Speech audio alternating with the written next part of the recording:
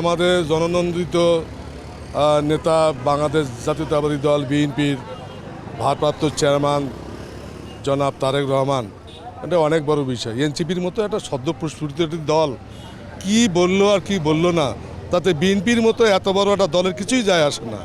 তারেক রহমান সে তো অনেক দূরের বিষয়। ফ্যাসিস্ট সরকারের বিদায়ের পর বাংলাদেশ একটি অন্তর্বর্তীকালীন সরকার অধীনে চলছে। সে সরকারের একজন যিনি প্রধান উপদেষ্টা ডক্টর মোহাম্মদ ইউনূস, যিনি নোবেল বিজয়ী এবং বিশ্বখ্যাত, দেশে বিদেশে তার স্বীকৃতি, এমন একটি মানুষ নিয়ে এমন মন্তব্য করা তার সমীচীন হয়নি, কারণ তার দাঁতের বয়সও তার হয়নি। ডক্টর ইউনূস এদেশে দায়িত্বভার গ্রহণ করার পরে সব কিছুতেই একটা স্থিতিশীলতায় ফিরে এসেছে।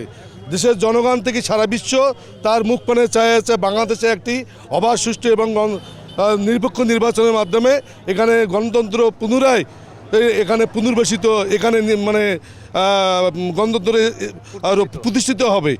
সেক্ষেত্রে তিনি বাংলাদেশের একমাত্র প্রধান দল বাংলাদেশ জাতীয়তাবাদী দলের ভারপ্রাপ্ত চেয়ারম্যানের সাথে উনি সাক্ষাৎ করতে পারে, বিভিন্ন দলের সাথে উনি বসতেই পারে, আলোচনা করতে পারে, সবারই মতামত নিয়ে কিভাবে একটি অবাধ সুষ্ঠু নির্বাচন করানো যায় সেজন্য তিনি আলোচনায় বসতে পারে।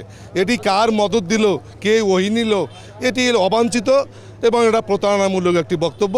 আমার মনে হয় এই বক্তব্য তার তুলে নেওয়া উচিত না। এটা কোনোভাবেই বাধাগ্রস্ত করার সুযোগ নেই। এটা অন্তর্বর্তীকালীন সরকার একটা নির্দিষ্ট রুটম্যাপ অনুযায়ী চলছে এবং আগামী 12ই ফেব্রুয়ারি একটা রোডম্যাপ ঘোষণা হয়েছে, নির্বাচনের তারিখ নির্ধারিত হয়েছে।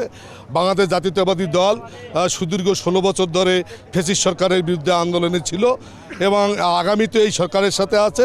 দেশে অবাধ, সুষ্ঠু, নিরপেক্ষ নির্বাচন ফিরিয়ে আনতে গিয়ে বিএনপি সবসময় এই সরকারকে সহযোগিতা করবে। এতে যে কেউ অপপ্রচেষ্টা করলে তার দাঁত ভাঙা জবাব সময়ের মতো দেওয়া হবে ইনশাল্লাহ। নিউ ইয়র্ক থেকে সম্প্রচারিত TVN 24 টেলিভিশন বিশ্বজুড়ে বাঙালির কণ্ঠস্বর।